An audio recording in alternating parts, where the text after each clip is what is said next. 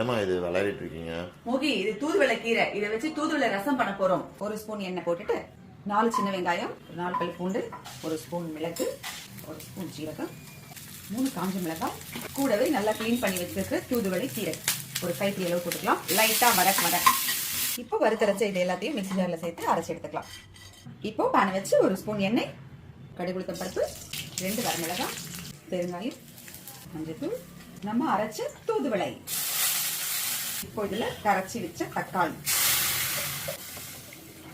தேவையான அளவுக்கு தண்ணி விட்டு உப்பு போட்டு இந்த மாதிரி நல்ல நுரக்கட்டி வரும்போது அப்படியே கொத்தமல்லி தலையை தூவி இறக்கினா மணக்க மணக்க தூதுவளை ரசம் ரெடி.